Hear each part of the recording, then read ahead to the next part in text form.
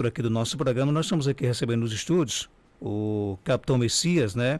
Ele que é subcomandante do trânsito aqui da região de Seridó, e vai falar porque ele vai confirmar para a gente, mas acredito que hoje se encerra aí nesse fim de semana o trabalho educativo no trânsito de Caicó e já parte para outra etapa. Então ele vai explicar para a gente detalhes que vai acontecer, né, a partir de agora aqui no trânsito de Caicó. Capitão Messias, seja bem-vindo aqui ao nosso Panorama 95, bom dia. Bom dia, Marcos, bom dia, Geraldo, bom dia, Carlindo, Sargento Carlindo que se encontra, bom dia, Caicó. Encerrou a fase de educação no trânsito da cidade? Aliás, não é que encerrou a fase de educação, encerrou o trabalho educativo primordial nesse início de projeto? Isso, assim, pelo planejamento, pelo plano de trabalho que a gente tinha, a questão da parte educativa não é que se encerra, a educação ela sempre é contínua. No entanto, para a meta e para o objetivo que a gente tem, que é a fiscalização no trânsito urbano de Caicó, então essa meta ela estava estabelecida até amanhã. Então ainda até o dia de amanhã a gente está trabalhando ainda com a questão da orientação, a questão da parte de educação, de informar o condutor que aquelas condutas que estão contrárias ao Código de Trânsito Brasileiro, elas são equivocadas, elas têm sanções, são passíveis de sanções administrativas e de alguns até criminal, mas isso aí é um caso específico. E essa parte educativa ainda continua até amanhã. Ontem mesmo a gente iniciou aquela fase mais intensa, que é ainda na educação, mas aquela parte na via, in loco. Não foi mais aquela de orientação, por exemplo, como a gente está fazendo hoje, tirando dúvidas, informando como é que se estaciona, o que é que está previsto, quais são as regras do código. Foi aquela mais in loco, como a gente chama. Inclusive tivemos ontem a presença lá do apoio de Rosivan Amaral. Ele fez ali uma matéria na via, identificou problemas lá em loco. Nós estávamos lá, em frente a determinado estabelecimento, um condutor estacionou o veículo, que apenas uma única forma ou prática que ele utilizou, ele conseguiu infringir 3 infrações de trânsito. Então, foi exatamente no local onde nós estávamos fazendo essa matéria. Então, a gente está aqui mais uma vez, primeiro para prestar contas, de novo, esclarecer todo o processo que foi ainda realizado nos últimos 30 dias, informar que todas as etapas que foram planejadas, elas foram concluídas dentro de um cronograma específico, sem pular fases. Até esse momento, tudo que a gente previu, tudo que a gente trabalhou, planejou, está sendo cumprido sem o atropelamento de fase. Para quê? Para que amanhã que eu digo é segunda-feira, o cidadão ele não possa utilizar o argumento de que não foi avisado, de que foi autuado antes de ser informado, de que não foi devidamente orientado. Não me parece, pode ser que eu esteja equivocado, que hoje no município de Caicó, para quem mora em Caicó ou para aqueles usuários da via que vêm comumente em Caicó, não possa utilizar o argumento de que não foram informados que a partir de segunda-feira as regras de parada, estacionamento e circulação de veículos em Caicó será fiscalizado pela terceira CIPRV. Se ele utilizar esse argumento, ou a gente, nós, como policial da estadual, ou nós, você, Marcos Nantes, como meio de comunicação, ou Glaucia Lima, como a gente teve lá também no estúdio dela, ou Jair Sampaio, que esteve lá na rua, também fazendo uma matéria, ou Rosivan Amaral, que teve também. Me parece que nós fomos incompetentes, né, na transmissão, na veiculação ou na comunicação. Ou falta interesse de alguém em, no mínimo, querer se informar do que acontece. São essas duas hipóteses. Como vocês têm um raio de ação muito longo em termos de comunicação, como a divulgação foi feita amplamente, me parece que se a pessoa utilizar esse argumento, é uma coisa ou outra, e eu fico mais pelo menos com o nosso dever cumprido. Capitão, então segunda já começa uma nova etapa, né? Como é que vai ser essa nova etapa a partir de segunda-feira? Pronto, a nova etapa, na verdade, ela já está em fase de execução. Ela só está na modalidade educativa. porque na prática a gente privilegiou a área central, privilegiou no sentido de meios e de identificar que ali tinha pontos sensíveis que mereciam um destaque maior, haja vista ser o grande ponto de encontro de fluxo de pessoas, veículos, motocicletas e até animais, que a gente às vezes vê algumas carroças de burro também passando ali naquele setor. Então a gente privilegiou dentro do plano de trabalho um cronograma que contemplasse da área central, onde é o foco desse contexto mais intenso de fluxo de pessoas e veículos, para num segundo momento expandir da área central para as outras áreas da mais periférica, como por exemplo a zona norte, a zona leste e a zona oeste. Então o plano de trabalho ele segue o cronograma. Nesse primeiro momento, a partir de segunda-feira, vai ser intensificado a fiscalização na área central. Nós privilegiamos dentro da área central também pontos específicos, como por exemplo as avenidas principais, Coronel Martiniano, Renato Dantas, Augusto Monteiro, a Avenida Seridó. Quarta-feira eu estive na Avenida Seridó, fizemos um trabalho na Avenida Seridó também educativo. Desde lá a entrada de Santana até aqui embaixo, próxima ao antigo AEG ali, que acho que agora, se não me engano, salvo engano, é a UERN. Então foi feito um trabalho, foi conversado com os donos de oficinas que a gente identifica que tem problemas de colocar veículo em cima de calçada. Foi conversado, foi orientado os mototaxistas. A gente encontrou praças de mototáxi que estavam utilizando a calçada como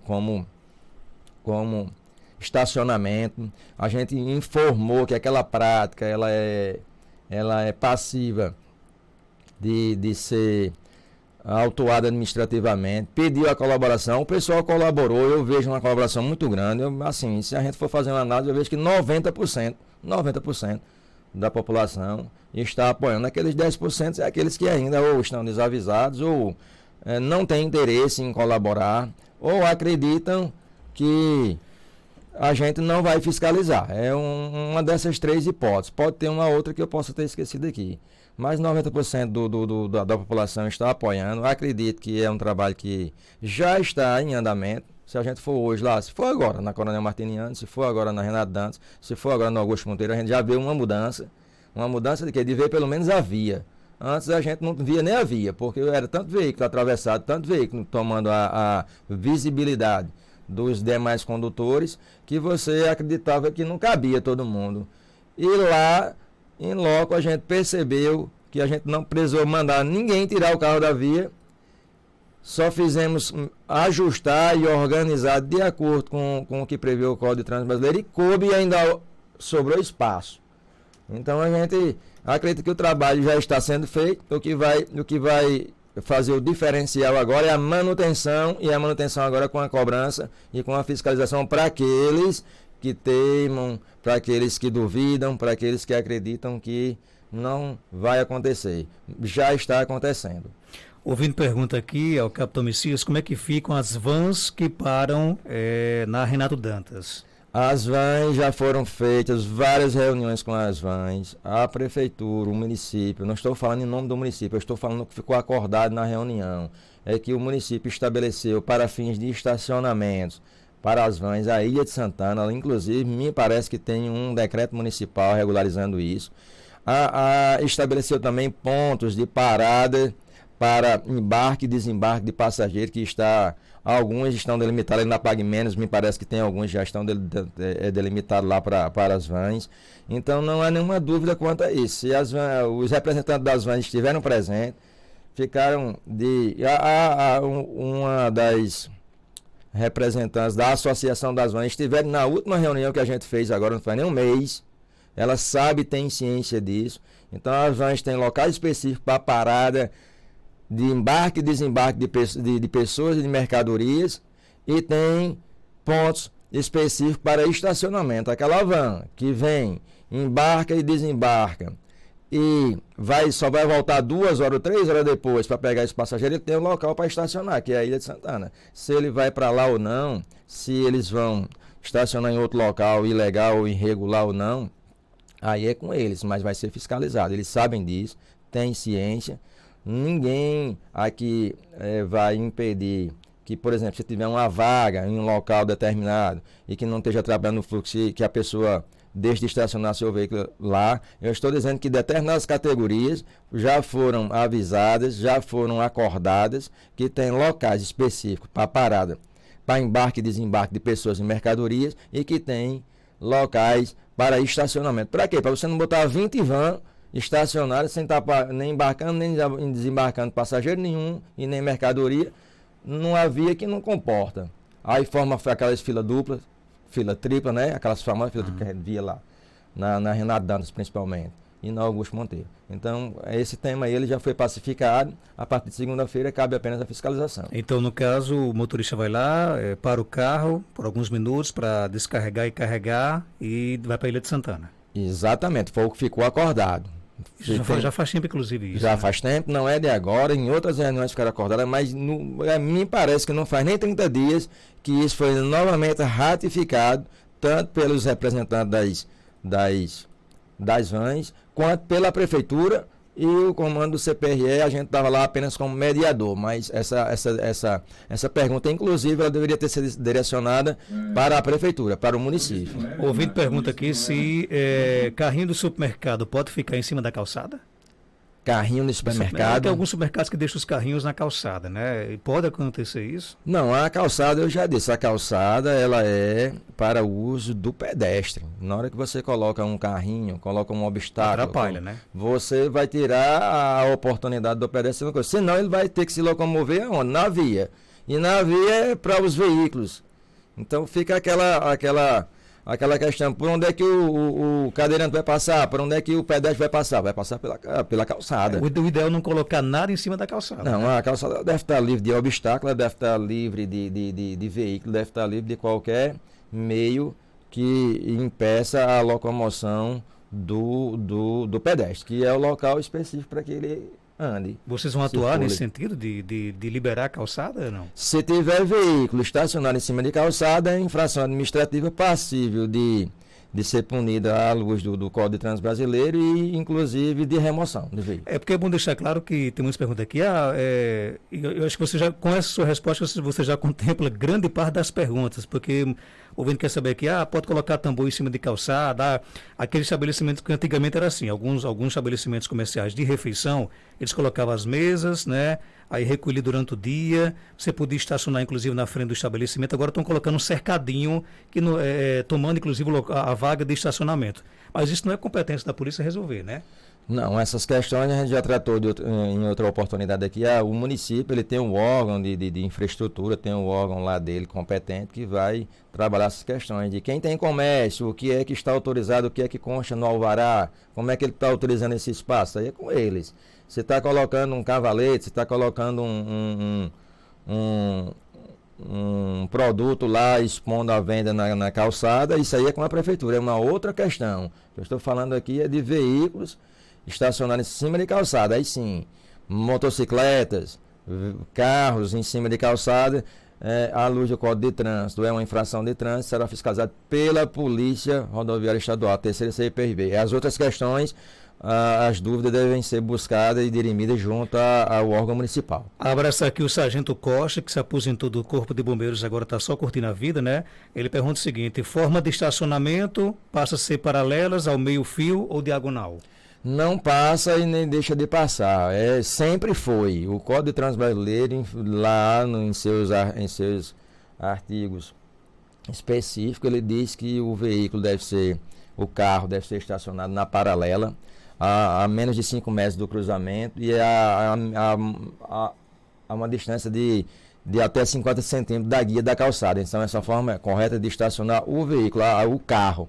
A motocicleta na perpendicular, próxima à guia da calçada. Essa é a regra geral, sempre foi assim. Se em Caicó não havia fiscalização nesse sentido e o costume popular era de estacionar o veículo sempre na perpendicular, é um costume equivocado que não traduz o que diz o Código de Trânsito. No entanto, já vou deixar claro que tem locais que estão previstos também, e o Código de Trânsito prevê isso, onde o estacionamento é regulado e recuado na perpendicular, como é o caso, por exemplo, na Caixa Econômica Federal, aqui em Caicó, lá pode estacionar na perpendicular, porque tem um estacionamento específico para isso. Recuado, né? Recuado até a guia da calçada. E ainda fica a passagem do pedestre. Quando você vai ali circulando na Caixa Econômica, você roda ela todinho, o pedestre pode circular na calçada, mesmo com o recuo do estacionamento. E o outro local que eu vislumbro também é ali na Liga do Câncer, na Renato Dantas. Tem também um recuo que lá está estabelecido e previsto e recuado para que o veículo estacione na perpendicular. E lá na Ilha de Santana também temos estacionamento regularizado. Então, se estiver regulado, se estiver organizado, se estiver propício ao veículo estacionar na perpendicular nesses locais, é permitido. Nos demais, segue a regra geral: veículo na paralela, a 5 metros da guia do cruzamento da calçada e pelo menos 50 centímetros da guia da calçada. E o ouvinte que pergunta, mas a gente já pode aqui adiantar, essa fiscalização vai acontecer em todo o município de Caicó, não é apenas no centro da cidade não, né? Pronto, essa pergunta já me foi feita 300 vezes e eu vou responder do mesmo jeito, porque realmente é uma dúvida, só que a gente pretende que até segunda essa dúvida não exista mais. A fiscalização no município de Caicó, o convênio estabelecido desde o dia 8 de julho de 2022, ela prevê a fiscalização no município de Caicó. Pode ser onde, capitão, pode ser em qualquer área do município de Caicó. Pode ser lá no final da Barra Nova, por exemplo, na saída para Jardim Piranhas. É município de Caicó? É. É BR? Não. É competência do município? É. Foi delegada à Polícia Federal Estadual? Foi. Pode ser sim.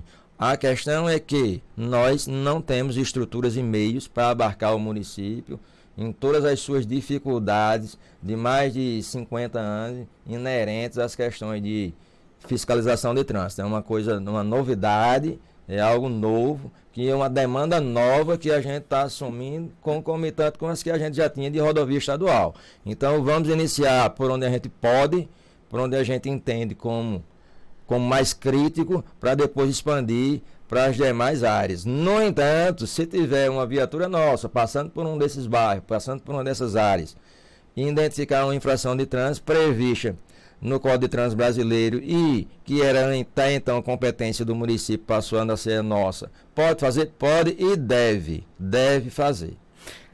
Só para fechar, o nosso ouvinte Daniel sugere, se de repente até já existia algum órgão, né? Aliás, algum canal de WhatsApp para que o cidadão ele possa denunciar, né? Através de fotos e vídeos de infrações? Pode. Nós temos, primeiro nós temos o 190, né? Porque a Polícia Estadual ela é polícia militar. Ela apenas tem um poder administrativo de autuação, remoção de veículos, mas ela tem todas as competências. Então o 190 pode ser acionado e o nosso número lá específico, infelizmente, a gente não tem lá a terceira CIPRV. Mas a Semutran deve ter, a Semutran também, eu quero deixar claro também que esse trabalho que será realizado não é só a Polícia Rodoviária Estadual, o convênio ele é entre a Polícia Militar e o município. O município tem uma secretaria hoje, que é a Semutran, tem uma responsável, uma diretora lá, que é muito solícita, que é Lela, né? Já veio aqui várias vezes. Então eles devem disponibilizar um canal também de informação para essas denúncias e a gente pode, o cidadão também pode utilizar o 190 e ligar se tiver alguma denúncia, mas repito, a gente não vai, já vou deixar claro, Marcos, que é para amanhã não haver dúvidas.